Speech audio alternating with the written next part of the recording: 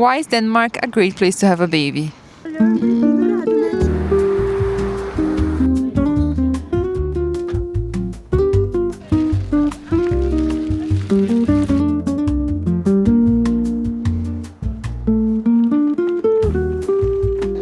Look at this place.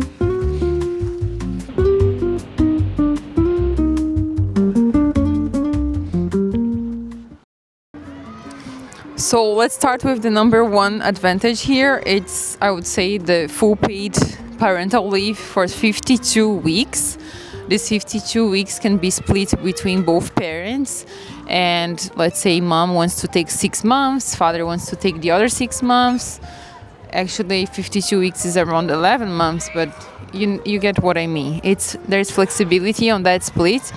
And actually, dads are encouraged to take parental leave here, which is pretty amazing. You see dads walking around with the strollers, going to activities with kids, and being present. It's pretty cool to see that here. This is an entire wagon, only for bikes and strollers, and it is quite huge and very easy to access. There are no stairs, so any person with challenges to walk or with only like 2 hands like me and a baby, it's amazing that it takes me anywhere in the city without the need for help. And this is one of the most amazing things that I've noticed and I started to appreciate during my maternity leave, because I'm out every day by myself and I'm not afraid of being stuck anywhere because, you know, it's reliable.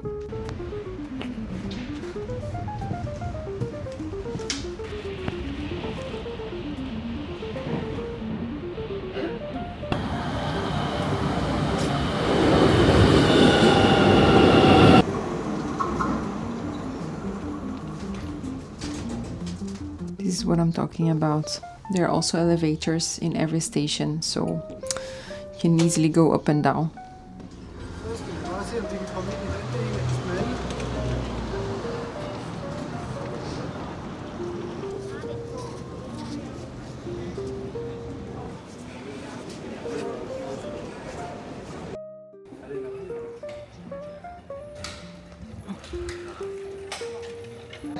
Look at this place. It's basically a parking lot for strollers and it's huge.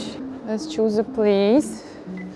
I love the fact that the cities here are really baby friendly, so you can take your baby to the museum, to the art gallery, to baby cafes, and there will be always something for them to see, something for them to do, and you gotta stimulate that curiosity of them and the creativity. So really, we have so much fun when we are outside. Oh my god, look at the backpacks. Guys, just so you know, it's like -1. And in Copenhagen, all the kids are playing outside. I think it's amazing, honestly. There is no bad weather in this country.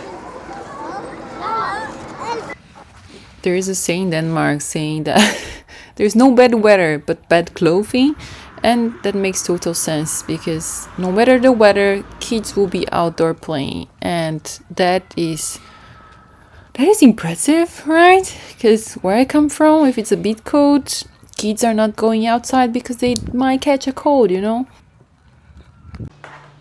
Another thing I noticed is that most of cafes in restaurants in Copenhagen have changing stations, and this is so helpful because what can you do if you need to change a diaper and it's cold outside, you cannot do it on the stroller, so it really shows that it's a baby-friendly city.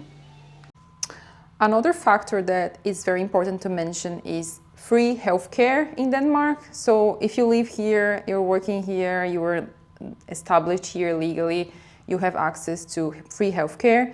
And by free healthcare, I mean anything you need during your pregnancy, all the pregnancy checkups, emergencies, labor, postpartum, all the nurse checkups that happen after your baby's born, everything.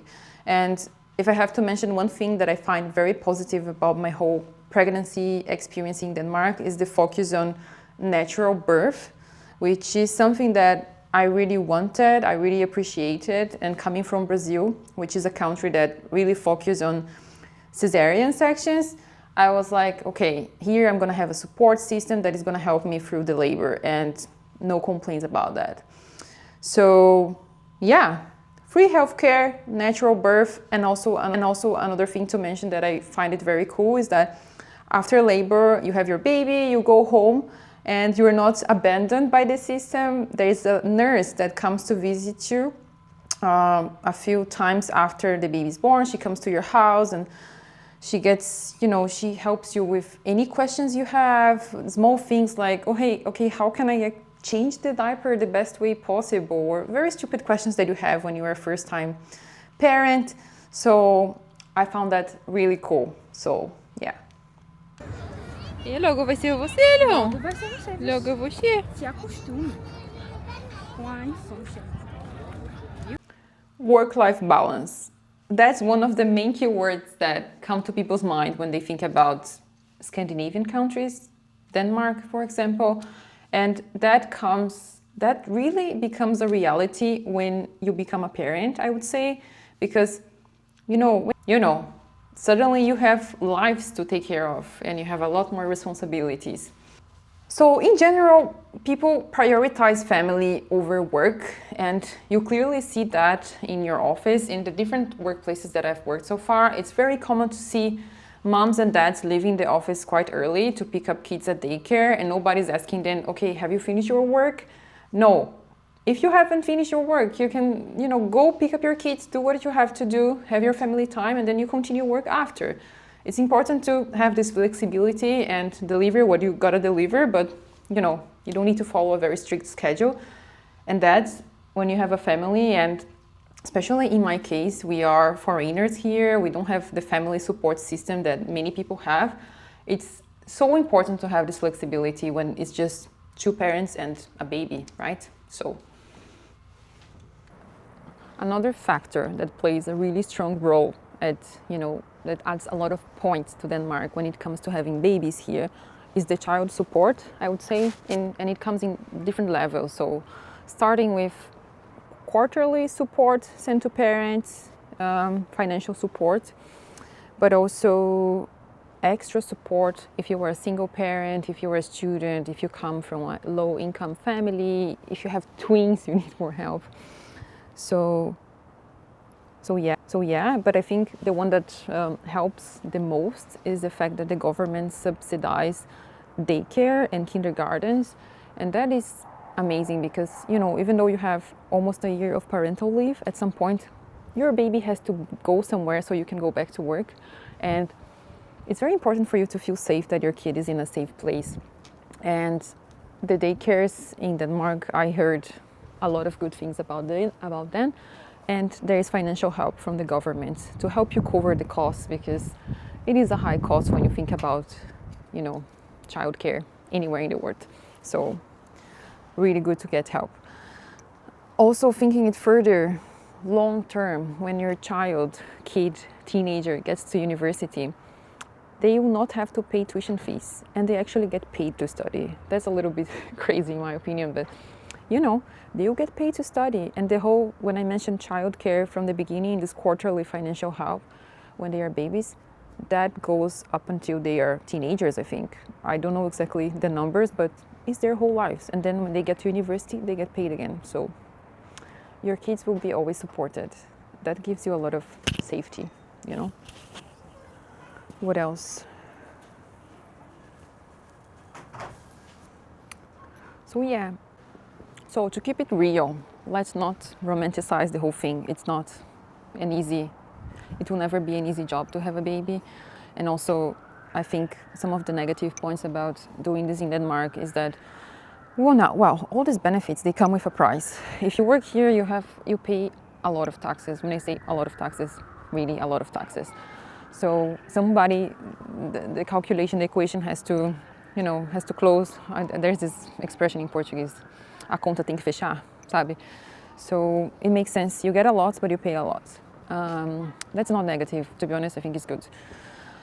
And What else? When you think about your pregnancy checkups, I feel like it's a little bit old school for me, coming from, there's so much technology out there, and I feel like we could have a little bit more scans and ultrasounds throughout your pregnancy. We only have 2 here, and if you want more, you can pay privately. That's what I did, but it would be nice to have a little bit more, because here you have midwife appointments and the measurements they do. Yeah, old school. What else? I also heard that if you live in big cities like Copenhagen, the waiting list to get your kid in the daycare is really long. And to be honest, I can confirm that. I don't live in Copenhagen, I live in Hersholm. And I put Leon, he's on the waiting list in August. Now it's March, almost April, and we still don't have a spot. And I really hope that he will get a spot for August, because we need to go back to work. But I'm positive. Still, I have some time to find a daycare for him. And of course, I want the one that I chose after visiting a few places. So, yeah. Also, right now, the weather looks great. It's sunny and beautiful, but don't get me wrong, winters are really tough here. And the weather is something that takes people away. People, I think, leave the country because of the weather. So that's hard, but believe me, the babies love it. Leon only sleeps outside if it's cold, and they get used to it. They play outside. It doesn't matter for them. Thank you for watching this video, guys. I hope it was informative and also fun to watch. If I missed out on any points that make Denmark a great place to have a baby, please drop by a comment with your opinion. And yeah, I'd love to see what you think. See you next time. Bye.